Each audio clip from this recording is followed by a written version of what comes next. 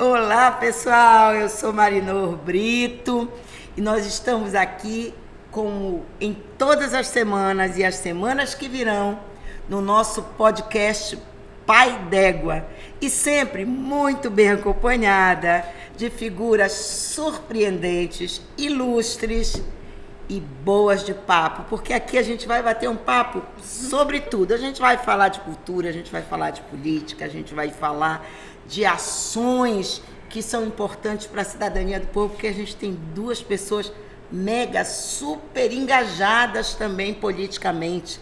Eu tô aqui com Everton MC, mano. Que honra te ter aqui com a gente nesse papo. Muito obrigado, é uma honra estar aqui hoje, né? E a gente vem aqui para tentar debater os melhores temas e também criticar um pouco do que está acontecendo aí na sociedade, porque a gente não pode... Nem tudo são flores, né? A conversa vai fluir bacana aqui. E olha essa outra aqui, professora de música, gente, uma lindeza. Desde 8 anos, mano, ela canta. Primeira vez subiu ao palco. Meu amor, que honra te receber aqui na Obrigada, Mari. Bom pra caramba pra nós, né, MC? E aí, gente, que legal estar aqui. Oba, bora conversar. A gente já se conhece, né? Já há alguns anos aí na música. Anos já, te acompanho há muito tempo. O Everton sempre quebrando tudo, né, meu amor? Na rima, Okay. arrasando, lá do Guamá. É isso aí. A gente vai brincar muito, vai rir muito, Simbora. mas a gente não pode deixar de falar de coisa séria, né? Com Porque certeza. esta semana foi uma semana muito difícil para todos os defensores da Amazônia, para todos os defensores dos direitos da natureza, dos direitos das populações indígenas, das populações tradicionais, né? Nós perdemos para o crime assassinado 2 parceiros da Amazônia, Dom Philips e Bruno Pereira. E para nós são mais 2 figuras importantes que se vão, assim como foi Chico Mendes, assim como foi Dorothy, arrepia pra caramba. Mas a gente não pode deixar de bater esse papo sem prestar nossa solidariedade às 2 companheiras do jornalista Dom Philips e do indigenista Bruno, que estão com o coração dilacerado, desesperadas, assim como deve estar os familiares, os amigos. Mas essa solidariedade vai aqui também para elas da Amazônia. Vai aqui também de nós que acreditamos que é possível enfrentar o genocídio que nós vivemos hoje aqui na nossa região, no nosso país. Nós vamos enfrentar Bolsonaro e toda essa calhordada de criminosos incentivados por eles, que estão atacando os povos da Amazônia, os defensores da nossa floresta. Então, vai aqui o nosso abraço solidário a essas 2 mulheres, que tanto para a Alessandra, que é a esposa do Bruno, quanto para a Beatriz Matos, que é a esposa... Aliás, a Beatriz é esposa do Bruno e a Alessandra é esposa do Dom Philips. Então, nosso abraço aqui fraterno, solidário e muita luz no caminho de vocês. A luta deles, assim como de Marielle, assim como de tantos lutadores sociais, não será em vão. Infelizmente foi um fato muito triste, né, por todos nós. A gente lamenta, porque, enfim, nos últimos anos a gente vê muitos ambientalistas aí, né, tentando lutar contra a questão do desmatamento, denunciando várias questões ali na Amazônia e infelizmente ainda estão sendo vítimas aí desse genocídio. Tem uma música do Racionais que ele fala, né, que gente que acredito, gosto e admiro, brigava por justiça e paz levou tiro. Malcolm X, Gandhi, Lennon, Marvin Gaye, Che Guevara, Tupac, Bob Marley e o evangélico Martin Luther King. Então são todas essas pessoas que têm coisas em comum, que lutaram por justiça e liberdade, bateram de frente com o sistema e infelizmente foram assassinados, né? Tombaram pelas suas crenças, pelos seus sonhos, pelo que defendem, né? Eu acho que a gente tem um papel muito importante como professores, artistas, como políticos, como todo mundo tem esse dever, né, de conscientizar, porque ainda tem gente que acha que não é nada. E eu vi que está tendo toda uma pressão internacional, né, para que o Brasil e o atual governo tenha a responsabilidade de aumentar as buscas para saber o que de fato, né, aconteceu. A gente vê toda essa questão dos Yanomamis, a gente vê toda essa questão dos Munduruku com os garimpeiros lá no território Tapajós, no território Borari, aqui no Pará, na Amazônia, no estado do Pará, no estado do Amazonas. A gente há muitos e muitos anos o palco para crimes. Eu lembro quando a Dorothy tombou, eu estava na escola, e eu me lembro do quanto isso foi marcante para mim. E o quanto a gente traz também na nossa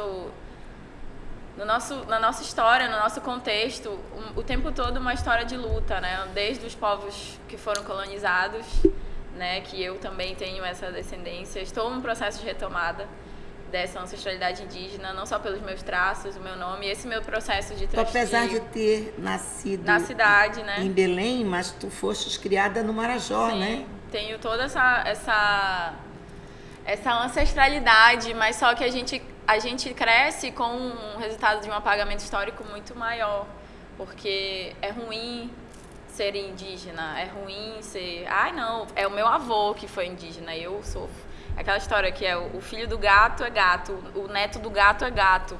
Então, o bisneto do gato vai ser girafa, vai ser cachorro, vai ser de outro... Acho que não. Desde a infância a gente já é acostumado, né? Infelizmente de uma maneira errada, a xingar o coleguinha que não tem o nariz igual o nosso, a xingar o coleguinha que não tem o cabelo igual o nosso. Então, desde a infância... vergonha de onde a gente nasceu, acaba... se a gente nasceu na periferia. Tu que é do Guamá, né, mano? É orgulho, eu tenho orgulho. A gente foi criado de uma forma diferente, a gente teve outras influências. Eu falo com muito orgulho que eu sou Ximanga Surubiú, sou filha dos rios e das florestas, sou lá do oeste do Pará, né? Mas quantos escondem de onde vieram, a história, a origem das suas famílias, né? A sua ancestralidade, a cultura do seu povo, porque só tem valor as elites, né, os grandes empreendedores, as pessoas do dinheiro, né, as pessoas do poder. E por isso nós estamos reconstruindo esse poder. Nós queremos reconstruir, inverter a lógica da construção desse poder para poder fazer com que este poder seja dos verdadeiros donos da terra. E por isso a gente tem que agradecer muito aos nossos indígenas que fazem essa resistência. Eu encontrei essa menina aqui, linda, maravilhosa, né? No voo para o oeste do Pará, ela estava indo para um festival maravilhoso, o Festival dos Rios, né? E no paralelo do Festival dos Rios, eu reuni com os indígenas o Ai-Uai, né? Fazendo uma série de denúncias, né?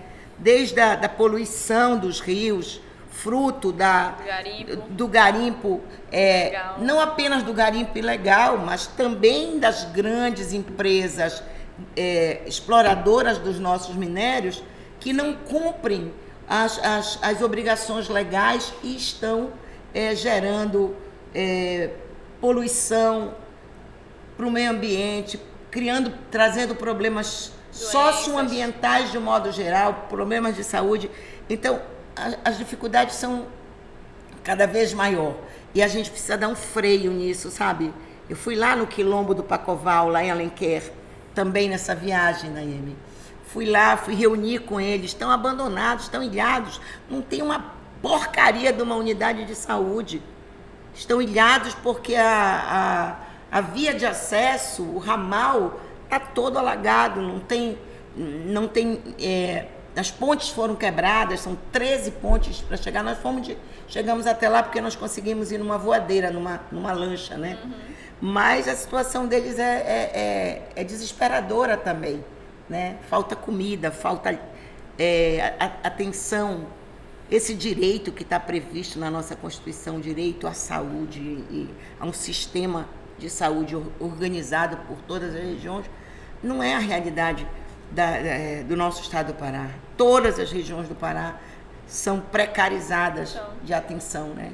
E estão aí as novas mineradoras em curso, está aí a mineradora, uma das maiores a céu aberto, que tem uma previsão, foi inclusive liberada o licenciamento dela para a região Xingu e Belo San. E nós conseguimos, com briga, com luta, com resistência, com pessoas gritando, denunciando, nós conseguimos, através de uma ação do Ministério Público, suspender o licenciamento. Então, são muitas ações que a gente pode fazer e a gente vem fazendo. Eu acho que a arte, a cultura, os ambientalistas, né? Essas pessoas, elas têm ajudado a dar esse tom e fortalecer essa rede de proteção, sabe? Eu acho que cada vez mais a gente precisa intensificar, porque se a gente vivesse de cultura, se a gente vivesse de turismo ambiental, né, a gente teria um outro modelo de desenvolvimento no nosso estado, né? Um estado tão rico, né, MC? E as pessoas aí de pires na mão, né? Pedindo, pelo amor de Deus, uma ajudinha, uma emendinha, um patrocínio, uma oportunidade, né, de ocupar o espaço com a sua arte, né? Sim. Infelizmente, pra gente que trabalha com cultura, os espaços eles ainda são muito, como posso dizer, restritos. A gente quer trabalhar, mas muitas das vezes não tem aquela oportunidade de poder trabalhar. Muitas das vezes porque as pessoas não acreditam ou porque, enfim, já querem só botar os artistas já consagrados, e assim a gente vai virando uma bola de neve e isso nunca acaba. Não vai acabar. Tomara, precisa, né? Uma hora acaba. A gente está se preparando para uma caminhada, a gente não pode perder a esperança. Vamos aqui nos alimentar da luta de Dorothy, da luta de Dom Philips, da luta de tantos outros que passaram e que já se foram, né, para continuar tendo energia para resistir. Por falar nisso, o Lula está vindo a Belém agora. Está vindo a Belém, o nosso ex-presidente, que é pré-candidato, né, nessas próximas eleições. Terão caravanas do interior, de todos os bairros da cidade. Nós vamos fazer uma grande recepção, porque é uma oportunidade que o povo brasileiro terá, e nós da Amazônia, defensores dos direitos da natureza, da dignidade das pessoas, da justiça, da liberdade, não podemos nos furtar nesse momento de dar os passos firmes nessa caminhada para virar essa página horrorosa, lamentável, dolorosa, que passa o povo brasileiro, mais da metade da nossa população, em vulnerabilidade alimentar. Sim. 33 milhões de pessoas com fome, que não tem uma porra de um prato de comida na mesa para dar para os filhos. É verdade. Então nós vamos reagir. Não podemos desesperançar de jeito nenhum. Tem que pressionar. E esse olhinho verde aí? E esse olhinho verde aí? Isso aqui é uma herança que o meu pai diz que é Bragantina. Ah, é? Parte da minha Como é essa mistura? Não, Guamaense, parte Bragantina? da minha família, lá do meu pai, é lá do interior de Bragança. Então, se tu vai no interior de Bragança, teve uma colonização ali europeia, né, muito forte, que é portuguesa, exatamente como ela diz. Então, os caboclinhos ali é tudo de olho azul e verde. Você se surpreende muitas das vezes. Mas é essa mistura louca aí, né? A gente vê na Marujada, né, na festa de São Benedito. Então, eu tenho a herança dali, porque o meu pai tem essa origem bragantina. E essa história de ser MC, mana, como é que esse povo se mete nessas ondas? Então, como é que tá esse movimento por aqui? Conta pra gente. A gente está em um momento que vai acontecer uma grande revolução aqui em Belém do Pará. Por quê? A gente colocou recentemente lá na Câmara Municipal de Belém, via um vereador, Altair Brandão, um documento que trata da questão de descriminalizar todas as batalhas de MCs que acontecem na região metropolitana. Então o que a gente quer com isso? Que todas as vezes que a gente for, né, para a praça pública, não aconteça mais essa questão da repressão que vem da polícia, da guarda municipal, enfim. Isso é algo que a gente vai para lá no dia da votação pressionar todos os vereadores a votarem a favor e esse projeto acontecer. Respeito é bom e vocês gostam. E esse direito é constitucional. Quantas vezes Nós peitamos no governo Zenaldo, no governo do Silmar. Eu lembro que a senhora foi comigo lá escrotear. Escroteou os caras da Guarda Municipal naquele ano. Bateu de frente com a gente. Olha, sempre... preconceito contra as culturas de rua. Tem que ocupar. É um direito, o direito de ir e vir é constitucional. Tá na lei maior, porra, das normas brasileiras. Né? E o cara não pode ocupar a praça. Não, agora pode, em Belém pode. É tão óbvio. Agora pode. Agora pode ocupar as praças, pode ocupar os parques, pode ocupar as escolas para ensaiar. Aliás, são 84 escolas reformadas na Prefeitura de Belém. Olha, e eu estive uma ontem, eu saí de lá muito, muito emocionada, de uma escola de educação infantil, de crianças a 2 a 5 anos. Uma coisa assim emocionante de ver o equipamento, parece escola de Granfino, sabe? Escola de... É porque o povo merece, gente. É isso mesmo. As mulheres que vão para o batalho trabalhar, ou no mercado informal, ou no comércio, elas merecem, né, ser tratadas com essa dignidade. E é muito legal a gente estar vendo essas coisas acontecerem em Belém. Eu dei aula no Rede Municipal, no governo anterior, e era bem difícil. E aí eu sou formada em música, mas eu trabalhei bastante como professora de arte, né?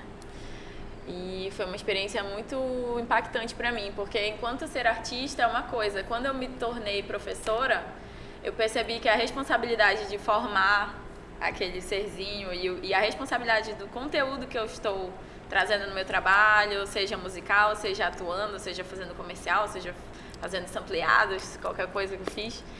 E aumentou a responsabilidade de saber o que a gente quer comunicar, né? Como que a gente está plantando uma semente ali na cabeça daquela criança, que ela pode se expressar através da arte, que a educação é o principal. Eu acho incrível, por exemplo, no rap, que a galera tem que saber ler, tem que rimar bem, tem que ter rimas inteligentes, tem que trazer palavras que tenham consistência para trazer o que é, né, o que está sendo expressado ali. Eu acho isso incrível.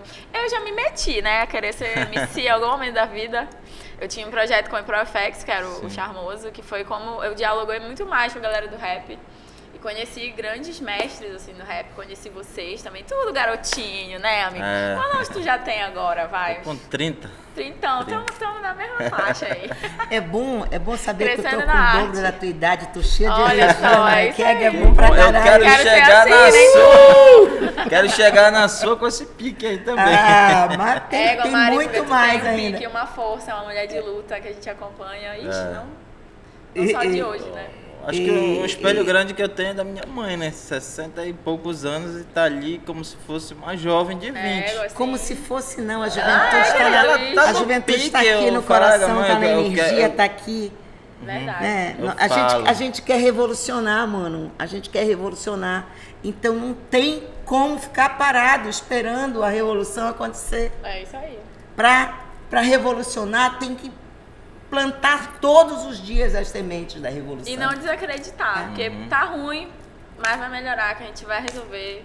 E aí, principalmente, conscientizando a molecada nova, vai tirar teu título se tu não tirou, entendeu? Já acabou o prazo, Da época que eu comecei, eu me bota lembro, o Bolsonaro pra fora. infelizmente... Começaste quando, mano? Quando é esse negócio? Inclusive- Quando eu comecei, porque olha, gente, eu já conheço esse pequeno há muito tempo. Começou com os 15 Nas anos, batalhas né? de 15, rua. 14 anos. Já, olha, Desde 2010, eu acho. Tem uns 12 anos já que eu tô nessa brincadeira. Outro dia eu encontrei um amigo meu, tava fazendo a Batalha de São Brás lá na frente do mercado. Fazia um tempo que eu não via ele. E aí ele me encontrou, ele me deu um abraço. Aí ele falou assim pra mim, palavras que eu nunca vou esquecer. Cara, obrigado por continuar. Tu teve a força que eu e os outros meninos não tiveram. Porque dos 10 que começaram comigo, só eu que fiquei.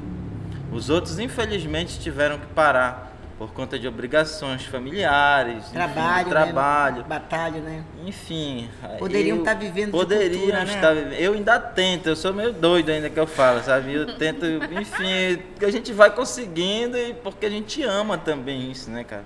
Não tem como dizer que não é amor. E mano. vocês são muito influenciados, né? Pela cultura popular, pelas pegadas do carimbó, do boi bumbá, né, do nosso folclore, né, das coisas da região, né? Mana, tu monta em Búfalo também? Eu também. Eu cresci no meio, era carimbó, boi, escola de samba, desde piquitititi, tá? Eu sempre fui assim, queria me meter em tudo. Cresci no meio muito musical, né, muito cultural. Crescer em Salvaterra me trouxe muita... Acho que é uma formação até mais importante do que a acadêmica, de estar ali convivendo, de estar ali crescendo. Eu digo que é o nosso mestrado, né? A periferia. A minha formação, estar nos espaços onde a gente tem troca com as pessoas, né? Pode ser na educação formal, mas pode ser na informalidade também. A internet, principalmente, hoje eu vejo como um grande veículo, né? De contribuição também. E como a gente acaba com a mentira, com os fake news da internet? Tem que procurar as fontes fidedignas, fontes que sejam confiáveis, que a gente vá buscar a fundo, sites importantes. É só não acreditar em nada que manda no grupo da família. Boa. Grupo da família, esquece aquilo ali, velho. Esquece mesmo, Porra, cara. Eu dou umas esculhambadas também, né? Tá briga, né, em grupo de família. Eu fiquei de mal com todo mas de boa, mas não dá pra ficar de mal. Agora 2018, tem que ficar de bem. Eu fiquei tem de que mal, ficar agora de bem, mana. Tem que convencer. Agora fiquei de bem. Hoje eu recebi uma mensagem de uma pessoa que disse assim, porra, eu queria estar com meu celular aqui, que eu ia ler.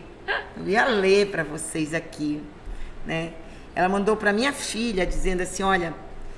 Diz pra tua mãe, muito obrigada por ela ter me chamado a atenção, né? E hoje eu tô convencida de que eu fiz um grande mal votando no Bolsonaro. Porra, que bom que ela se arrependeu, E que eu tô agora... Tava na hora, né? Porra, mas porque a gente conversa, porque a gente dialoga, não dá pra fechar as portas. Porque essa onda... de maldade, de ódio, de intolerância, ela tá aqui, mano, ela tá pairando. Então, a gente tem que ir botando os guarda-chuvas, assim como a gente bota os guarda-chuvas culturais para abrigar as emendas, para juntar, a gente vai ter que ir botando para proteger as pessoas. Porque tem muita gente plantando ódio.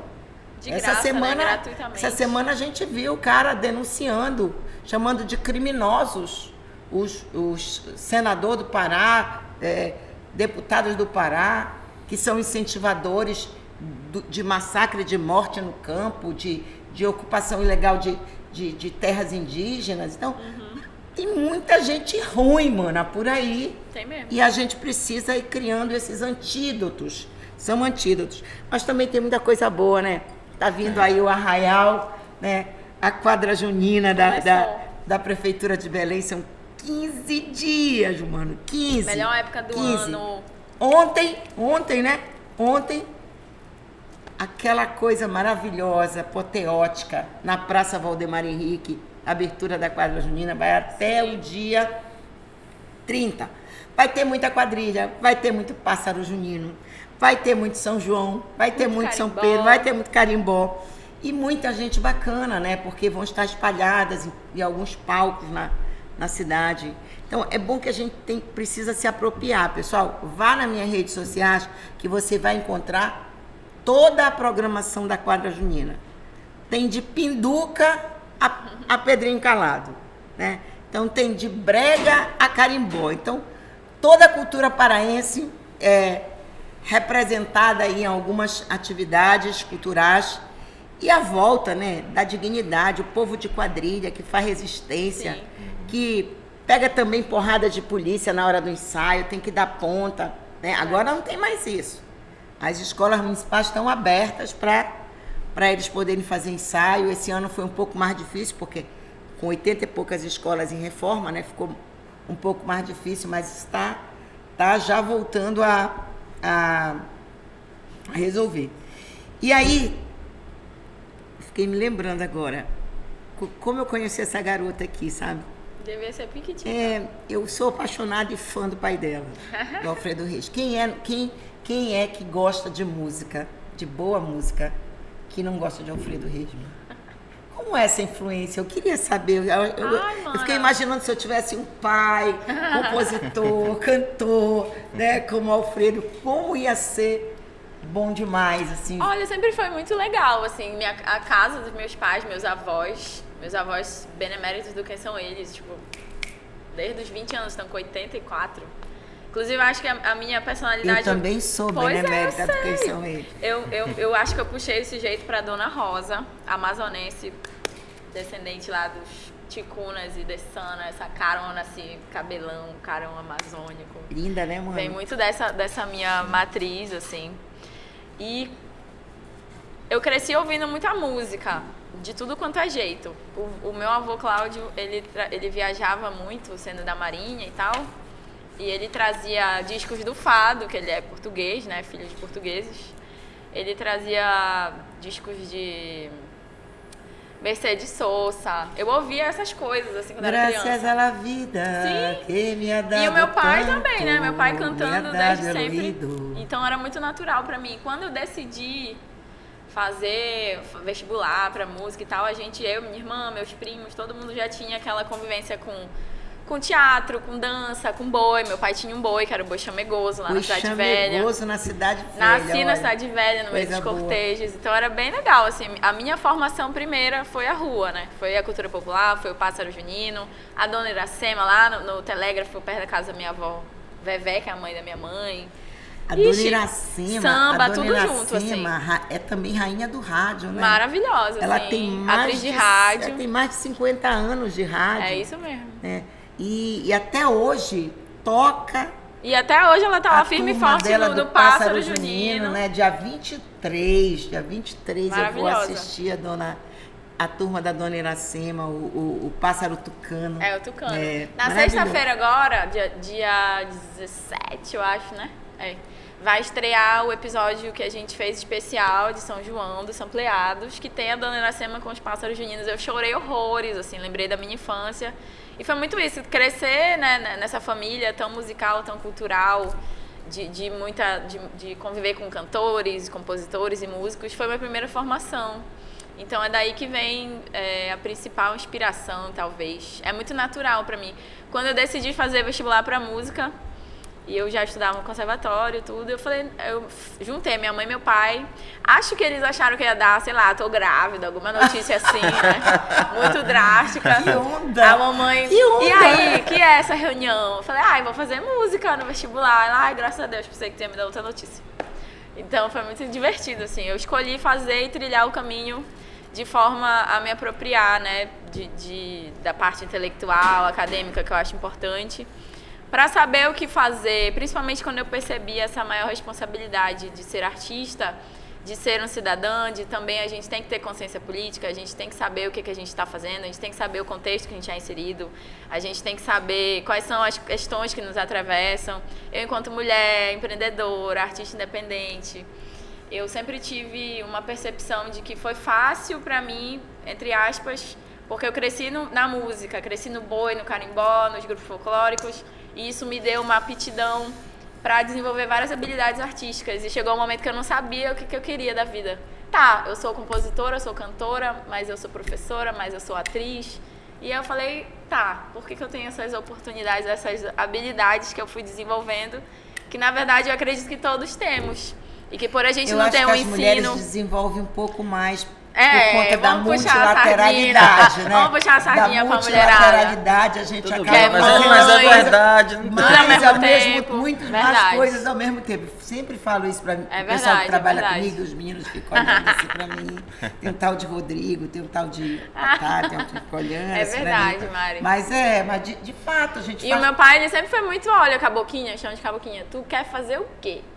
Vai lá e faz a tua onda, faz a tua onda. Nunca me impôs nada, nunca me cobrou nada. O que eles me cobravam muito era estudar. Tinha que estudar, tirar nota boa. Mas eu sempre estava ali à tarde, fazia Curro Velho. Ixi, depois de anos eu fui trabalhar no Curro Velho, fui dar aula lá. E foi bem importante, né? Porque essas instituições também que são sociais, que tiveram toda uma importância na minha formação. A escola circo também, cheguei a estudar lá. Oh, que saudade. Era muito legal. A oportunidade de eu era garotinho, tinha né? 5 ou 6 anos de idade na gestão do Edmilson, né? Sim. Cidade criança, disso. menina. Minha primeira carteirinha de... Nossa, eu estudava na escola Manuela Freitas. Eu lembro que quando na descida da Gentil, né? Eu lembro quando o Edmilson foi na escola Manuela Freitas fazer a reforma lá. Ele que foi fazer a inauguração da escola. Foi muito bacana, né? Porque, enfim, nós éramos criancinhas ainda. Essa escola depois passou 16 anos abandonada, foi uma briga na justiça. Ficou fechada. Agora fez. que ela recentemente está voltando, foi uma briga. Mas eu me lembro também quando tu foste, eu acho que foi 2015, quando foste para São Paulo, tu foste o único poeta daqui da região, né? A participar da Parada Poética de São Paulo. Fui. Como foi essa experiência? Como é essa vida de ser poeta? Então, essa inclusive foi a primeira oportunidade que eu tive de sair daqui de Belém do Pará para explorar um pouco, né, do Brasil. E eu ele estava todo besta nessa época, quero só te dizer. Não, ele estava pavulagem. Porque parecia algo impossível, né? Algo surreal de acontecer, mesmo que a gente fosse para um outro estado, né? E hoje a gente já conseguiu fazer outras coisas bem mais relevantes, mas nessa época foi muito difícil, porque a gente foi tentando acreditar que algo lá iria dar certo. Fazer esse intercâmbio com outros poetas brasileiros. Quando eu cheguei lá em Campinas, tinham grandes nomes recitando, como o poeta Sérgio Vaz, que é uma grande referência para nós desse meio da literatura marginal. E nesse dia eu fui o único, na verdade, da região norte, nem foi de Belém do Pará, né? Tinha gente de todo o Brasil lá no Sesc de Campinas, que eu me lembro que aconteceu. E posteriormente aí, o Sesc gostando do nosso trabalho, a gente pôde realizar outras viagens, eu junto com o Pelé do Manifesto, que é um grande parceiro meu. Super, né? Super. Um cara que já me ensinou muita coisa, grande amigo e poeta. Agora em julho vamos para Paraty, no Rio de Janeiro, também participar da feira literária lá de Paraty. Ai, que tudo. Fazer... Olha, mana, quando eu digo que eu só trago estrela, aqui, vai ser um grande evento em julho. Poderosa. Vai ser bacana. E aí tivemos a oportunidade de circular por outros estados brasileiros. A gente foi para Mato Grosso do Sul, a gente foi para o Piauí, Tocantins, Brasília, Rio de Janeiro, enfim. Onde o rap levou a gente tão longe, né? Onde a gente não poderia imaginar. Coisas que eu falo pra minha mãe, eu falei, pô mãe, quando que eu ia imaginar que eu ia conseguir fazer tudo isso? Como essa relação, eu fico curiosa, assim, como essa relação familiar também. No começo foi difícil. Porque a tua mãe, ela é professora, né? Não, a minha mãe, ela trabalhou muitos anos no comércio, quem trabalhou... Comerciária, tem a mãe de um outro colega teu que foi minha colega até. E assim, no começo foi difícil, porque como a Nayemi falou, o pai sempre cobra que o filho estude, né? Essa é uma das cobranças. Eu sou formado em pedagogia também, eu tenho essa formação. E eu tive a oportunidade de trabalhar em algumas escolas, mas eu percebi que talvez não era assim que eu queria contribuir para a sociedade. Eu tenho muito mais a contribuir para a sociedade como rapper, como formador de opinião. Quando a gente é artista, a gente percebe o quanto a gente tem de responsabilidade das outras pessoas escutarem o que a gente está falando.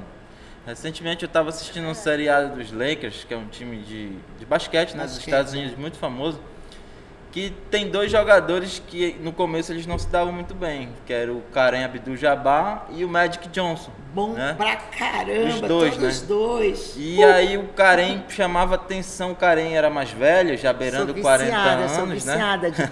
Bem tarde que passa, né? Sim, passa os jogos de basquete. Assisto quase toda noite. E o Johnson era muito jovem, né? Ele tinha 19 anos quando ele chegou.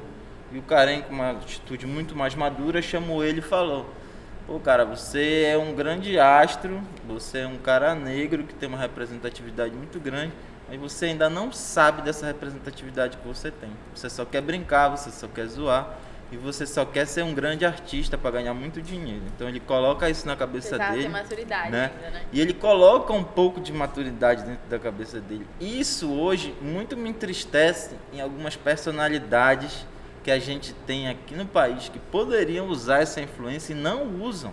Sim. Né? A gente muito pelo contrário, né? São mau caráter, já não pregam, matem mulher, fazem onda, se aliam a essa tropa de marginais que estão espalhando ódio, intolerância. É foda isso, é foda. Então a gente fica triste nessa questão de algumas pessoas que poderiam influenciar muito positivamente, né?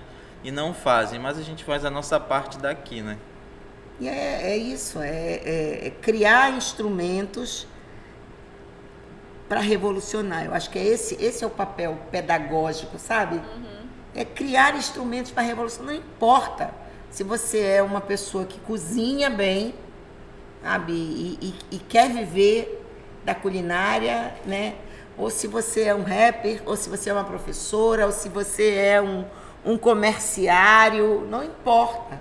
Ou se você é um ambulante, ou se você é uma cantora, não, em qualquer lugar que a gente esteja, a gente pode contribuir para mudar, desde que a gente tenha consciência crítica.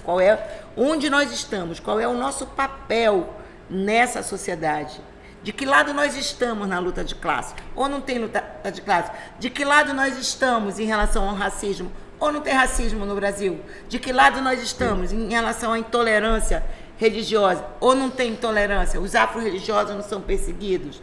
E tantas outras, tantas mazelas, né? E vocês estão ajudando nessa transformação, esse papel. Eu acho que vocês no palco, quando vocês criaram a Batalha de São Brás, eu me lembro perfeitamente, tu és um dos precursores daquele grupo que criou, né? Vocês criaram uma nova cultura de ocupação de espaço, né? Um movimento de solidariedade entre os que queriam fazer cultura de rua. E da mesma forma que o teu amigo falou, que bom que tu continuou, tem molequinho que te viu lá no começo, quando tu também era molequinho, e que hoje também vai pegar e criar alguma coisa diferente na sua comunidade, na sua rua. Porque às vezes a gente não tem noção do impacto que a gente gera positivo para quem tá vendo de perto ou para quem tá vendo de longe. Eu vou por aí, Xingu, Tapajós, Marajó, eu fico impressionada das pessoas reconhecerem e dizer, tu não é a fulana que fez tal coisa? Ai, minha filha gosta de carimbó, eu sou fã de não sei o quê. Porque a partir do teu trabalho, a pessoa passa a se identificar. Ela canta a história dela, basta cantar a sua própria história. E é uma coisa que eu não cresci tendo referência, assim. Tipo, a referência que eu tinha era de Ira Paz na televisão, fazendo papel de empregada, fazendo papel de prostituta, fazendo papel... A gente nunca viu a nossa cara de uma forma positiva nas revistas, por exemplo. Até eu, na minha experiência como atriz, nunca foi para fazer um papel de madame rica, fina. Sempre foi para fazer alguma coisa que estava em determinado papel de violência ou algo nesse sentido. Né? E a gente, quando entende que quando a gente está ali se empoderando do nosso lugar, do nosso bairro, da nossa cultura, e está plantando uma sementinha, a gente entende o quanto é importante. Que mesmo que o cara lá, que seja o fodão, famosão, não esteja cumprindo o trabalho dele, tu tens consciência do que tu estás fazendo. E quando tu insiste, mesmo que essas adversidades nos tragam a maior vontade de desistir, a maior vontade de dizer, porra, mas e agora, né? O que vai ser feito? A gente tenta ter um gás novo. Então, eu te digo de verdade, assim, que é um trabalho muito importante, que faz uma diferença da porra, principalmente porque tu acredita. E enquanto tu acreditar, vai ter gente que vai acreditar, pode ter certeza. E esse espaço aqui também é para isso. É para falar, Everton aí, galera. Falar da história, falar da história de vocês, mas denunciar também a falta de oportunidade e o quanto esse sistema, esse regime tem oprimido as liberdades, né? E criar instrumentos de dar o salto, mano. Dar o salto. Eu não conhecia trampolim de piscina, mas eu sabia pular no rio, subir na árvore e pular no rio. Então, cada um de nós tem a sua experiência, tem a sua carga afetiva, emocional, né? Eu acho que a gente precisa trabalhar um pouco mais isso com a racionalidade, com o direcionamento político, né? Porque o ar que a gente respira depende de política também. Né? Às vezes eu fico pensando, feijão que a gente come, será que caríssimo. Às vezes eu saí da minha sala de aula, eu dava aula lá no Guamá, no Chuosita, dei aula lá em Ananindeua, dei aula em Alenquer, dei aula em Cametá, né? Dei aula no presídio, antigo presídio, dei aula na universidade, na rede municipal, na rede estadual. E quando eu saí desse espaço, eu ficava com muita pena, assim, de deixar, porque é uma paixão que a gente é apaixonado pelo que a gente escolheu fazer. Eu escolhi ser professora. né? Quando eu comecei a ocupar espaço na vida pública, bom, mas eu posso falar para mais pessoas. Sim. Né? E agora eu posso gritar junto com as pessoas, eu posso ajudar na defesa das pessoas, eu posso ir muito mais além, porque também a gente precisa ocupar os espaços políticos, né? Do fazer político. E eu acho que nós estamos no caminho certo, sabe? Eu sinto que a gente tem uma... Hoje eu percebo que o jovem, principalmente o jovem da periferia, quando você vai na escola pública, ele tem muita vergonha de falar, né? E isso ainda é um problema muito grande, porque ele não consegue se expressar, ele não consegue colocar as ideias dele para fora. Tem um poeta lá de São Paulo, que é o Renan, que ele fala assim, ninguém fala nada, por isso que isso aqui tá assim. Então, às vezes, quando você não se manifesta, as coisas continuam da mesma maneira que estão. Eu já fui em mais de 100 escolas públicas, de maneira gratuita, fazendo um trabalho social. Como rapper, levando sarau de poesia, levando batalha de MCs. E eu percebo que é um momento muito mágico, assim, no momento dos alunos, assim. Porque, quando eu fiz meu TCC, eu lembro que eu fiz sobre atividades interdisciplinares dentro da escola. E a minha atividade interdisciplinar dentro da escola é o rap. Então eu levei aquilo ali da faculdade para dentro da escola. E até hoje eu continuo fazendo isso na escola. Sem nenhum incentivo. Isso institucionalmente, sem nenhum incentivo. Viu? Porque a gente já conseguiu botar a capoeira nas escolas. Tem uma tendência... formação de rap na escola. Uma tendência muito forte hoje, nesse momento da educação pública municipal em Belém, que é introjetar a cultura popular, a literatura, a poesia, a arte. Eu cheguei, vocês precisavam ver as criancinhas, gente, abrindo lá um balaio, que era uma cesta, eram umas tapiocas, né? Abria a tapioca, elas lendo. Tinha uma criancinha desse tamanhinho, venezuelana, lendo poesia. Acho que aquela garotinha devia ter o quê? No máximo 4 anos de idade, gente. Foi uma coisa espetacular. Você perceber esse clima, né? Nossos professores são... Viva muita os coisa. Os professores são guerreiros, né, cara? Para desenvolver o que eles desenvolvem num país que dá pouco recurso. Porra. Professores são pessoas admiráveis. Tanto corte...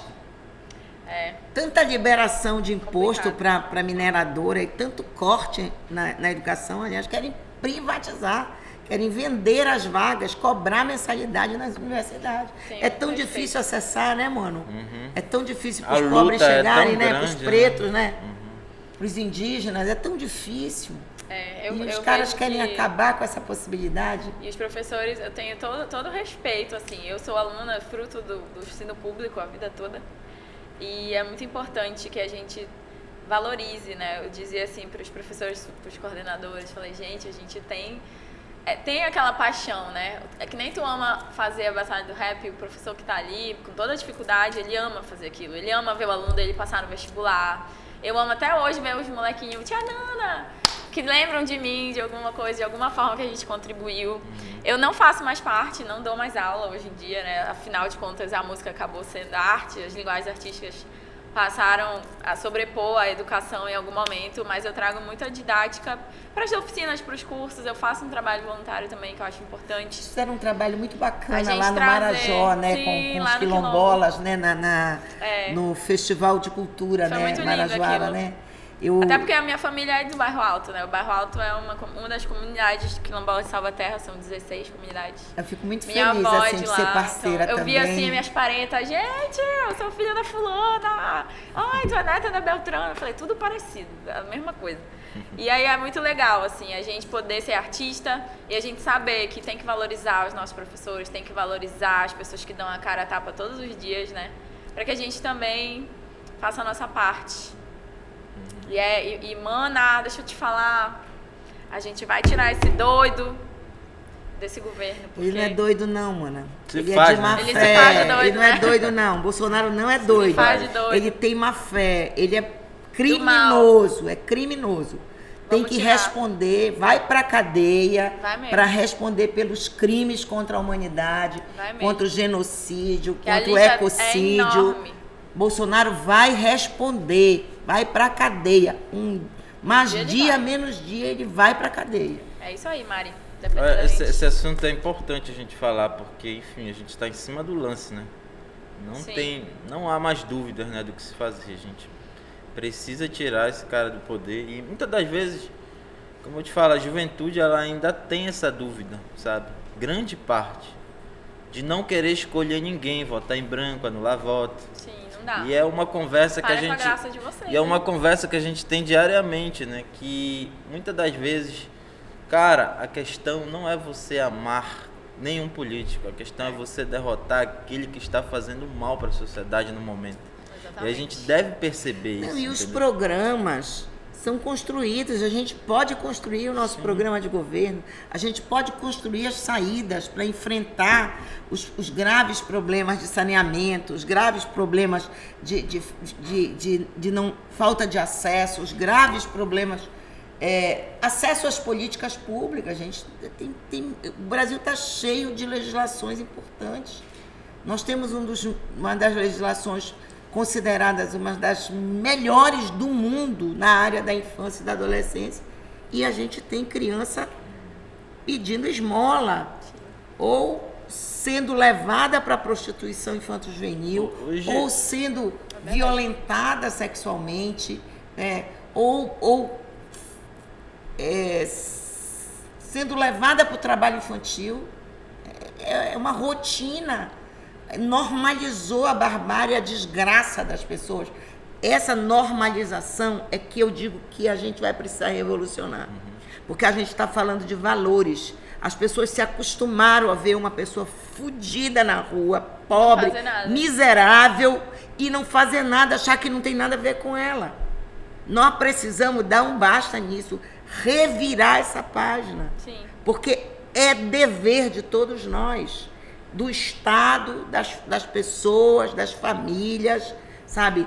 Acolher, criar instrumentos para aquelas pessoas terem o seu direito assegurado. Ou não é? Não tá na lei? Para que são feitas as leis? Para serem destruídas, como estão sendo agora as leis ambientais? Para serem detonadas? E o dinheiro que era para estar sendo aplicado nas políticas para garantia de direitos, está aí nos orçamentos ocultos, né? Nos orçamentos ocultos. Para onde está indo esse dinheiro?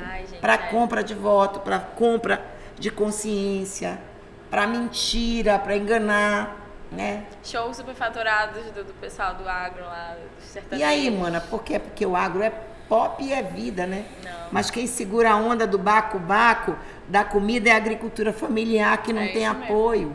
São os agricultores que estão no campo. O baco-baco do povo brasileiro é garantido, não é pelo agro, é garantido pelos agricultores familiares, pela mulherada que está ralando, que está lá com a mão cheia de calo, ralando mandioca, plantando. São esses que seguram o dia a dia do povo brasileiro. Não tem mais gente passando fome porque tem muita gente se dedicando a atos solidários, entendeu? E esticando as mãos. Tem governos que começam a ter ações positivas. Aliás, a Prefeitura de Belém é uma das poucas, aliás, é a única das capitais que tem, apesar de ter um orçamento pequeno, que tem renda para tirar as pessoas da situação de fome. Nós temos muito trampo pela frente, mano. Tem uma outra reflexão que eu faço, que é uma frase que eu escutei uma vez, que é: a busca pelo dinheiro sufoca e machuca. Todo dia a gente está nessa doidice de conseguir dinheiro para colocar as coisas para dentro de casa. Isso é uma realidade do brasileiro, que muitas das vezes, o que acontece? Infelizmente, muitos partem pro crime, né, cara?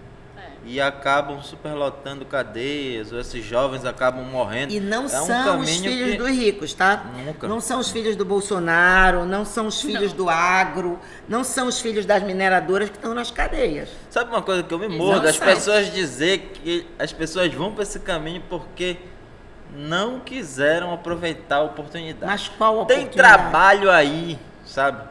Cara, não tem trabalho aí, tu tá entendendo? Eu tento colocar isso na cabeça das pessoas. Se tivesse dignidade, as pessoas estariam trabalhando. As pessoas não têm dignidade. É comprovado, cara. Quem investe em educação não tem criminalidade.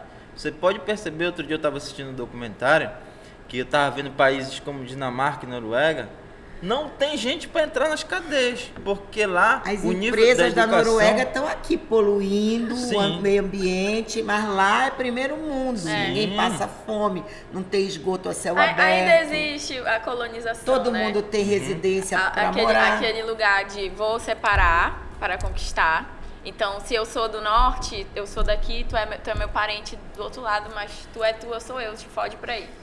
Além disso, a gente ainda tem esse papo de dizer que tudo é estrutural. Racismo estrutural, racismo não sei o quê, tudo que é estrutural. Não é estrutural, é estruturante. Porque se a gente diz que é estrutural, a gente diz que é assim e pronto, acabou. Que a gente não tem a possibilidade de mudar. Mas quando a gente dialoga, quando a gente debate, quando a gente traz a nossa experiência e as formas de contornar e desaprender aquilo que a gente aprendeu na escola, a desaprender a história que nos foi ensinada. Por exemplo, Belém tem a história dos povos originários Tupinambá. Maeri Tupinambá é o nome de Belém. Maeri Tupinambá é o nome de Belém, um grande território, né, que a gente foi usado, que a gente foi dizimado e que a gente ainda tem até hoje esse sentimento de luta graças à cabanagem, aos movimentos que a gente é um povo que se rebarba, que vai atrás, que busca, né, saber do que é seu. O nortista, não o é Amazônia estrutural. Se rebarba. Não e nós é vamos estrutural. nos rebarbar muito mais. E se é estrutural, a gente quebra essa lógica de... E a gente quebra assim, né, dialogando, falando, indo nos espaços. Então, obrigada pelo espaço pra gente falar de arte, cultura, de política. Pra gente tem falar planos das nossas aí? vivências. Tem planos? Vocês têm planos aí pro Quero futuro? dominar o mundo. Tá louca. Fala aí, Everton, fala aí. Então, eu tive que abrir mão de muitas coisas, porque agora meu filho é pequeno. Oxi, mamãe. Tá de papai agora, né, mano? Ele tem 1 ano e 7 meses. Então, desde o momento que ele veio, eu já sabia que eu ia ter que abrir mão de muitas coisas. Mas, enfim, é algo, Mas também de que, é outras, algo que né? é necessário. Eu sei que ele não vai ser desse tamanho para sempre. Eu sempre falo, quando eu olho, eu já converso com ele, né? Apesar dele ainda não falar ainda muitas coisas, tá aprendendo. Quem te disse que ele não fala? Ele ainda não fala muitas coisas, ele já tá aprendendo. Eu falo, meu filho, eu sei que eu tô lutando por você, porque eu acredito que um dia você vai lutar por mim também, né? Então, eu acredito que eu tô construindo ali uma geração. Eu falo que muitos dos meus projetos eu tive que pausar, não parar. Pausei. Em breve pretendo continuar, porque realmente ser pai e ser presente é um desafio muito grande, que eu tentando cumprir da melhor maneira possível. A hora que eu puder estar com ele, eu sempre estou com ele. Delícia, é uma tá grande, é uma grande Ih, dádiva, mano, cresce né? rápido, aproveita. É uma grande dádiva. Aproveita. Ah, Aproveita Meu porque sobrinho cresce. já tá, tipo, com 16 anos, maior que... Tá com quase 1,80 m e pouco. Eu falei, não é possível isso, gente. Vai crescer E rápido. assim, estou tentando cuidar dele, mas enfim, os projetos que eu estou colocando em atividade, Batalha de São Brás está bem em atividade, temos projetos grandes aí para fazer com a Batalha. Tem um projeto também que é o Sarau Tem Que Ser Sagaz, que é parceria com o Sesc, que a gente também está colocando bastante em atividade. Enfim, e a gente também está fazendo as nossas apresentações aí por Belém, quando pinta os trabalhos. E tu, mana? Olha, eu estou aqui Fora querer dominar o mundo, Não, sacanagem. que é super bom. Em 2021 eu fiz uma transição de carreira. A minha afinada Nana Reis, minha prima, mentira. Nana Reis era o nome que eu usava, né? Eu adoro. A afinada Nana Ela Reis. tratar a ex-nana como finada. Eu adoro. Outra pessoa. Minha prima. É porque meu nome é Nayeme. E aí, nesse processo todo, né, Tinha a ver com a música reconexão. pura, isso?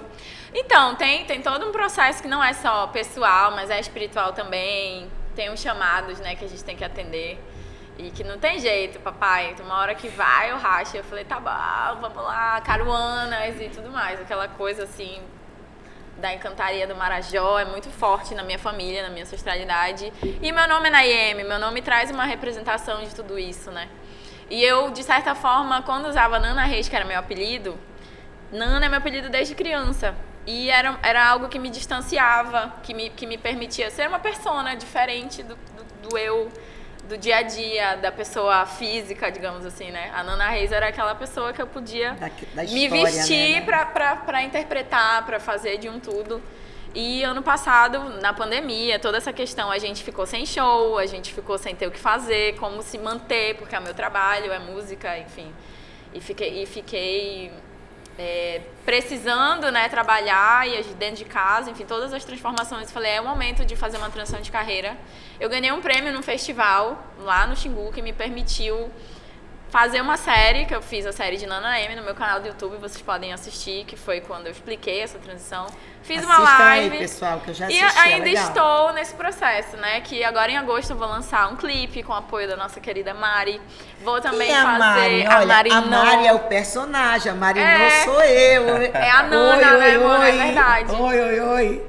E é muito doido isso, porque como artista independente, eu procuro me manter fazendo meus showzinhos, me contratem para eventos, me chamem.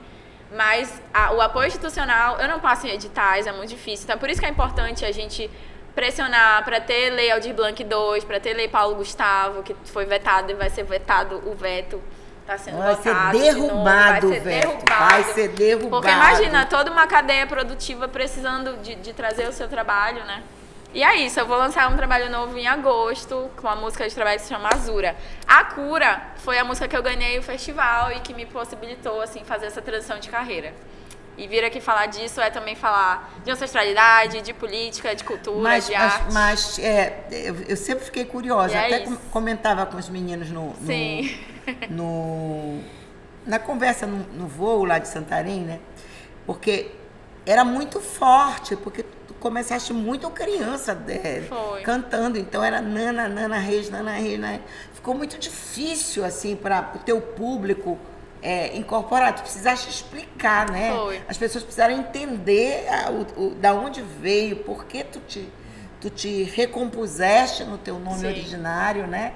Para poder as pessoas não chamarem mais de E Nana. pode chamar. Mas isso não te importa, também não... Porque é meu apelido, né? Então, Nana é meu apelido. Então, podem me chamar, mas eu sempre vou referenciar. Vão assistir lá para fazer o dever de casa para vocês entenderem. E é isso. Pode chamar de Nana, tá? Tu ficou naquela hora a gente fica na dúvida. Não, eu tô tratando disso com ela, porque de fato é uma coisa que a gente ouve muito por aí. Eu mesma conheci essa eu falo, gente, pirralha. Adélia é Adélia, Beyoncé é Beyoncé, eu sou a Nayeme, é meu nome e é isso aí. Agora é Nayeme pra vocês também. Palma pra ela, né? Palma pra Nayeme. Então, galera, super demais esse Valeu, papo querida. aqui, a gente, nessa troca, né? Eu me sinto assim muito honrada de bater esse papo, de sentir a força que vocês têm, sabe? A força, a resistência que vocês são nesse mundão de meu Deus, nesse imenso país que se chama Pará, tão diverso, tão plural. Sim. E com tantos atropelos, né? E vocês aqui estão vivos, vocês são estrelas, vocês insistem, persistem e querem seguir trazendo uma multidão junto, porque não é só o público pelo público, não é só a grana pela grana, não é só a fama pela fama, né? É tudo que isso pode ajudar na transformação. Então, é demais, assim, ter essa oportunidade de estar nesse podcast Pai d'Égua, assim, fazendo essa troca, sabe? Obrigada, sempre eu vou estar no público de vocês, porque eu não sou artista, né? Vou estar batendo palma, acompanhando, né? Apoiando a cultura, de alguma forma, lutando para democratizar essa porra dessa visão atrasada de que o povo não tem o direito de interferir, não pode ter controle social dos recursos, não pode ter fundo. Estou numa porrada danada assim na LEPA e com o governo do estado, porque a gente quer, porque quer, e a gente vai conseguir uma hora democratizar a cultura e valorizar a cultura. Eu acho que esse caminho é um caminho sem volta e eu fico muito fortalecida do lado de vocês, sabe?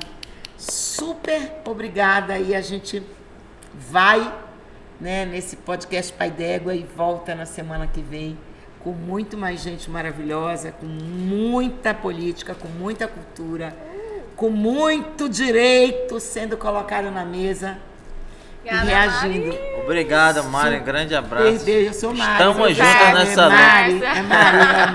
Mari, Nu. Pode Valeu, crer, galera. Beijo. Até mais. Beijo. Beijo, arrasou.